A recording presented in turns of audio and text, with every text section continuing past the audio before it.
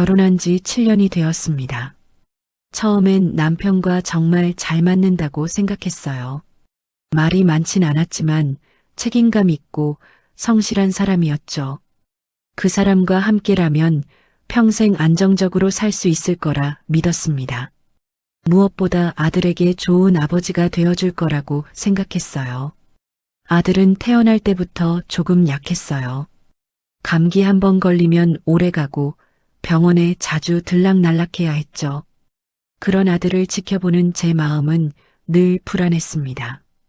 혹시라도 무슨 일이 생기면 어쩌나 하는 걱정이 늘 따라다녔어요. 그래서 남편에게 조심스럽게 말했죠. 혹시라도 무슨 일 생기면 우리 아들 이름으로 통장 하나 만들어두자. 남편은 잠시 생각하더니 고개를 끄덕이며 말했습니다. 괜찮아. 그런 일 없을 거야. 그래도 만들어두자.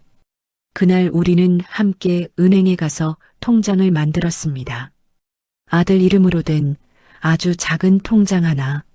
남편 명의였지만 분명히 아들을 위한 돈이었어요. 저는 그게 사랑의 증거라고 믿었습니다. 우리 가족을 지키기 위한 약속이라고 생각했죠. 하지만 그 통장이 훗날 제 인생을 송두리째 흔들게 될 줄은 그때는 상상도 못했습니다. 시간은 흘러 아들은 초등학교에 들어갔습니다. 여전히 약했지만 밝고 착한 아이였어요. 남편도 변함없이 회사에 다니며 성실하게 일했습니다. 저는 집안일과 아들 병원 진료를 오가며 하루하루를 버텼죠. 남편은 늘 바쁘다며 늦게 들어왔지만 그래도 그게 가장이라면 당연하다고 생각했어요. 그런데 언제부터였을까요? 남편이 조금씩 달라지기 시작했습니다. 퇴근이 늦어지는 날이 많아졌고 휴대폰을 손에서 놓지 않았습니다. 식탁에 앉아 있을 때도 눈은 늘 화면을 향해 있었죠. 예전엔 아들이 장난을 치면 웃어주던 사람이었는데 요즘은 그 웃음이 사라졌습니다. 처음엔 단순히 일이 힘든 줄 알았어요. 회사 사정이 어렵다고도 했으니까요. 하지만 어느 날 남편 셔츠에서 낯선 향수 냄새가 났습니다. 평소 향수 따윈 뿌리지 않던 사람이었는데 그날은 이상하게 진한 냄새가 코끝을 스쳤습니다. 요즘 향수 써? 하고 묻자 남편은 짜증 섞인 목소리로 대답했습니다. 회사 사람들이 다 쓰길래 그냥 하나 샀어. 왜 내가 향수도 못 써? 그날 밤 남편은 등을 돌리고 잠이 들었습니다. 저는 어쩐지 낯선 사람과 같은 기분이 들었어요. 그 사람의 어깨, 숨소리, 그 모든 게 익숙한 듯 낯설었습니다. 그 후로 남편은 점점 더 멀어졌습니다. 늦은 귀가가 당연해졌고 주말에도 외출이 잦아졌습니다. 그럴 때마다 제 마음은 불안하게 흔들렸지만 아들 앞에서는 애써 아무렇지 않은 척했습니다. 그때까지만 해도 몰랐습니다. 그 사람의 변화가 단순한 피로 때문이 아니라 제 삶을 완전히 뒤집을 시작이라는 걸. 남편의 행동은 날이 갈수록 이상해졌습니다. 새 옷이 늘었고 휴대폰은 늘 손에서 떨어지지 않았습니다. 평소 검소하던 사람이 어느 날은 값비싼 시계를 차고 나가더군요. 이거 회사에서 받은 거야. 그렇게 둘러댔지만 저는 이미 그 말이 거짓이라는 걸 알았습니다. 어느 날은 급히 외출 준비를 하던 남편이 지갑을 식탁 위에 두고 나갔어요. 그 안에 무심코 꽂혀 있던 영수증 한 장이 눈에 들어왔습니다. 고급 레스토랑 2인 식사. 날짜는 지난주 금요일. 그날은 분명 회사 회식이라던 날이었습니다. 저는 그 종이를 손에 쥐고 한참을 서 있었습니다. 가슴이 쿵쿵 뛰었어요.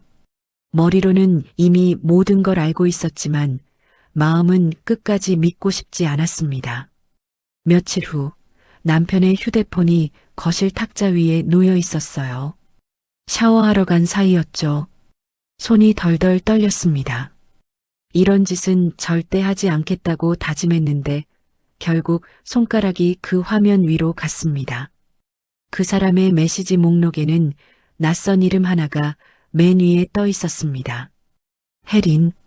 그 이름을 보는 순간 제 눈앞이 하얘졌어요.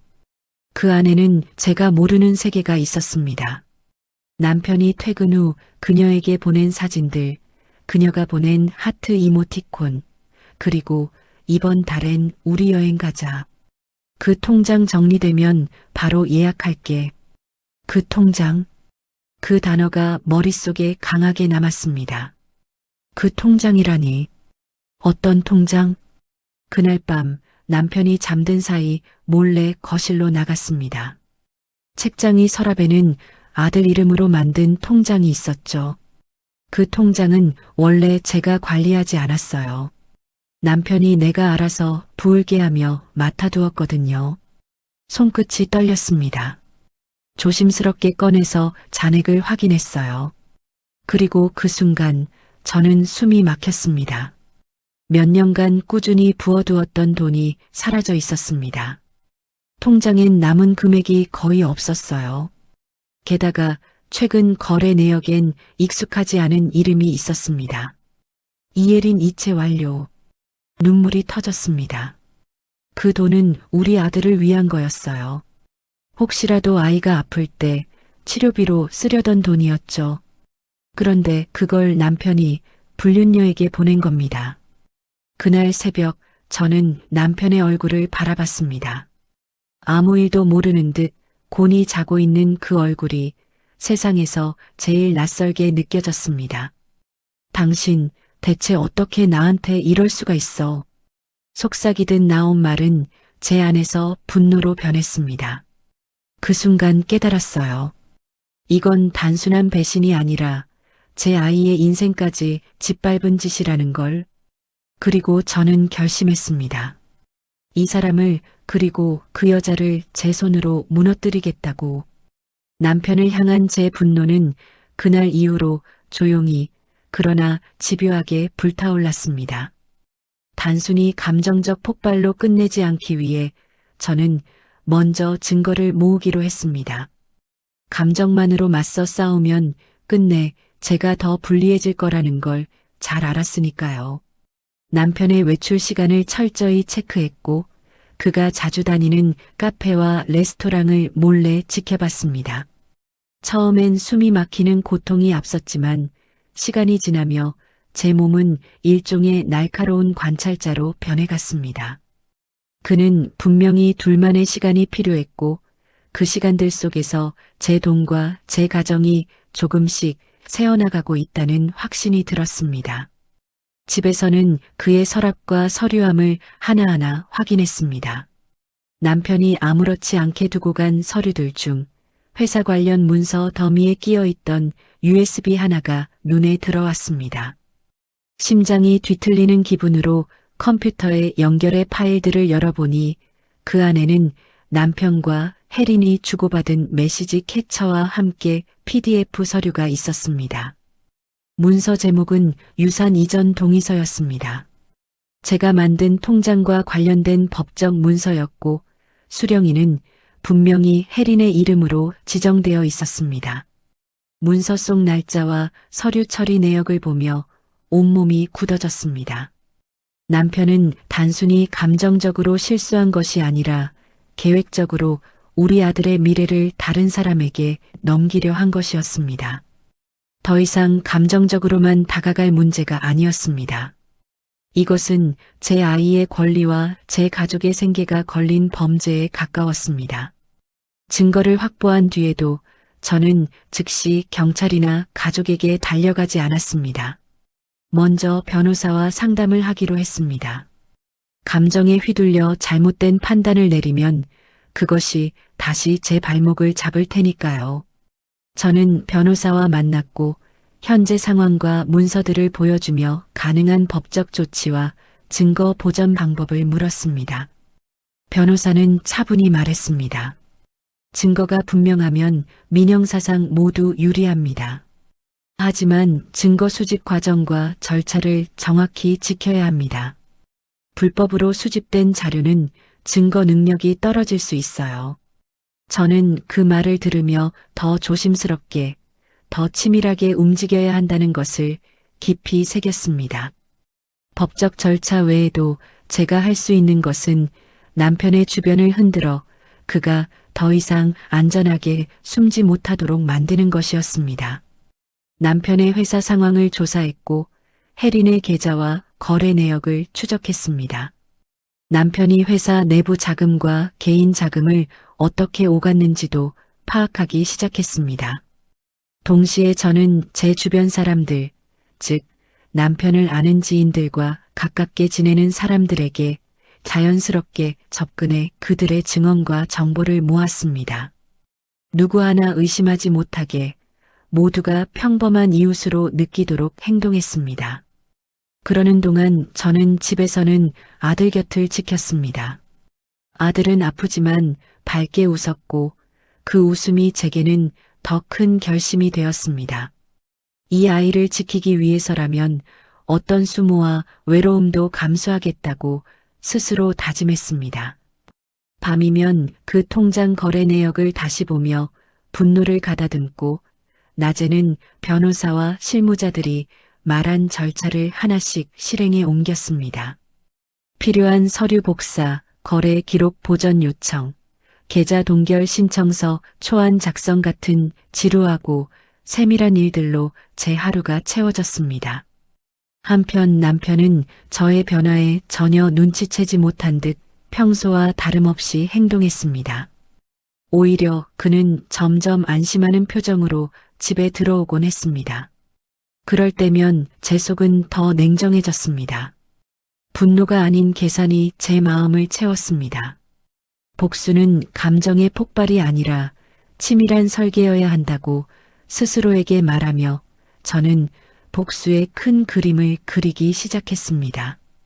그 큰 그림에는 법적 무력화뿐 아니라 그들이 의지하던 모든 기반을 흔들어 사회적으로도 무너뜨리는 계획이 포함되어 있었습니다. 남편의 회사 내 지분과 경영권 관련 약점, 혜린의 신용과 과거 거래, 내역, 그리고 둘 사이의 불법적인 경제적 거래를 모두 연결해 한 번에 드러내는 시나리오를 상상했습니다.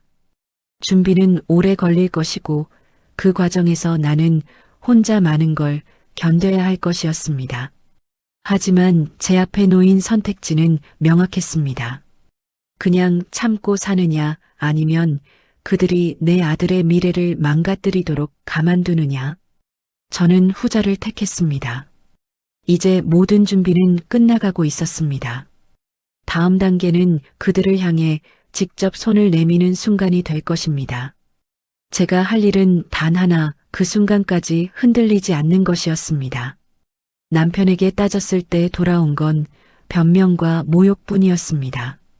내가 뭘 잘못했다고 그래라는 말에 내 심장이 더 크게 무너졌고 시댁 역시 남편 편을 들며 나를 외면했습니다. 친정에도 말해봤지만 증거 없으면 힘들다는 현실적인 조언만 들었습니다. 저는 경제적으로도 정서적으로도 완전히 고립된 상태가 되었습니다. 아들은 점점 더 많이 아팠고 병원비와 약값은 계속 늘어만 갔습니다. 내일을 고민하던 밤 통장 잔고와 서류들을 다시 볼 때마다 절망이 밀려왔습니다. 누구에게 기대야 할지 몰랐고 매일 밤 잠들기 전에 이렇게 무너져도 되는 걸까라는 생각이 머릿속을 맴돌았습니다. 그러나 절망의 끝자락에서 한 가지 생각이 선명해졌습니다. 내가 무너지면 아들의 미래가 사라진다. 내가 흔들리면 그들이 원하는 그대로 될 뿐이라는 사실이었습니다. 분노도 슬픔도 아닌 냉정한 결심이 마음속에서 일어났습니다. 이대로 당할 수는 없다는 것, 그리고 내가 가진 모든 수단으로 지켜야 한다는 것. 절망은 나를 부수지 못했고 오히려 복수를 계획할 더 단단한 의지가 되었습니다. 저는 조용히 그러나 치밀하게 복수를 준비하기 시작했습니다. 남편과 혜린의 움직임을 관찰하고 거래 내역과 서류를 꼼꼼히 확인하며 모든 증거를 확보했습니다. 변호사와 상의해 법적 대응 계획을 세우고 필요한 절차를 하나씩 실행했습니다. 동시에 남편의 회사 지분과 재정 흐름, 혜린의 계좌까지 조사하며 그들이 의지하는 기반을 조금씩 흔들었습니다. 아들 곁을 지키면서도 마음속으로는 복수의 그림을 그렸고 감정이 아닌 계산으로 모든 것을 준비했습니다. 이제 남편과 혜린을 무너뜨릴 결정적인 순간만 남아 있었습니다. 남편과 혜린을 무너뜨릴 순간이 왔습니다. 저는 먼저 법적 조치를 실행에 옮겨 계좌 동결과 임시보호 명령을 받아냈고 변호사와 함께 준비한 문서와 대화 기록을 정식으로 제출해 수사의 실마리를 만들었습니다. 동시에 남편의 회사 이사회 소집 날을 노려 저는 주주 자격으로 직접 회의장에 들어갔고 사전에 확보한 지분과 위임장을 이용해 발언권을 확보했습니다. 회의 중 저는 차분하게 화면을 띄워 혜린과 남편이 주고받은 메시지, 유산 이전 동의서 사본, 그리고 자금 이체 내역을 공개했습니다. 침묵이 흐르고 사람들은 하나둘 자리에서 일어나 확인하기 시작했습니다. 남편은 비틀거리며 변명을 삼켰고 혜린은 얼굴이 창백해졌습니다. 회사 내에서는 즉각적인 윤리위 조사와 경영권 제한 조치가 내려졌고 투자자들과 주요 거래처는 발을 뺐습니다. 외부에선 기사와 소문이 퍼져 두 사람은 사회적으로도 급격히 고립되었고 저는 법적 재정적 압박으로 그들의 기반을 무너뜨리는 데 성공했습니다. 모든 것은 계획대로 흘러갔고 이제 그들이 붕괴하는 장면만 남아 있었습니다. 두 사람의 붕괴는 생각보다 빨랐습니다. 회사와 사회에서의 신뢰가 한순간에 무너지고 투자자들은 계약 해지를 통보했고 주요 거래처들이 등을 돌렸습니다. 남편은 이사회와 언론 앞에서 더 이상 방어할 말이 없었고 혜린은 금전적사회적 기반을 잃은 채 도망치듯 모습을 숨겼습니다. 법원은 제출된 증거를 바탕으로 계좌 일시 동결과 손해배상 가처분을 인용했고 수사기관도 본격적인 수사에 착수했습니다. 남편은 집에서 쫓겨났고 주변 사람들은 하나둘 그를 외면했습니다. 제가 바라본 그의 눈빛은 이전에 자랑스럽던 남편의 그것이 아니었습니다. 무너진 사람 앞에서 복수의 기쁨이란 생각보다 복잡했습니다. 쾌감과는 다른 허탈과 공허가 더 크게 밀려왔습니다. 나는 차분히 절차를 마무리하고 아이의 안전을 재확인했습니다. 법적 재정적 조치를 통해 그들의 기반을 무너뜨렸지만 그 과정에서 잃은 것들도 분명했습니다. 이제 남은 건 아들을 지키는 일과 남은 삶을 다시 세우는 일뿐이었습니다. 복수가 끝난 뒤에도 삶은 곧장 회복되지 않았습니다. 법적 절차와 정리해야 할 일들이 남아 있었고 사람들의 시선과 소문은 쉽게 사그라들지 않았습니다. 그럼에도 가장 중요한 것은 아들의 안전과 일상 회복이었기에 나는 남은 힘을 모두 그쪽에 쏟았습니다. 아이와 더 많은 시간을 보내고 병원 약을 챙기고 학교 행사에 참여하며 그의 일상을 지키는 데 집중했습니다.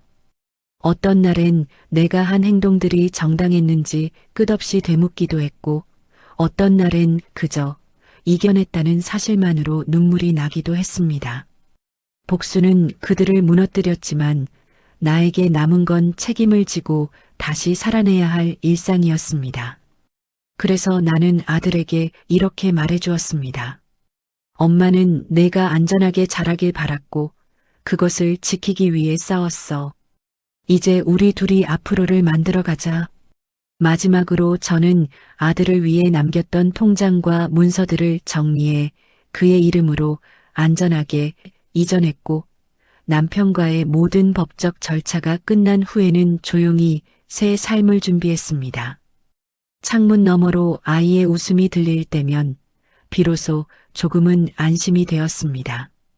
복수는 달콤하지 않았고 여운은 길었지만 제가 지키려던 것은 결국 한 사람의 미래였다는 사실이 남아 있었습니다.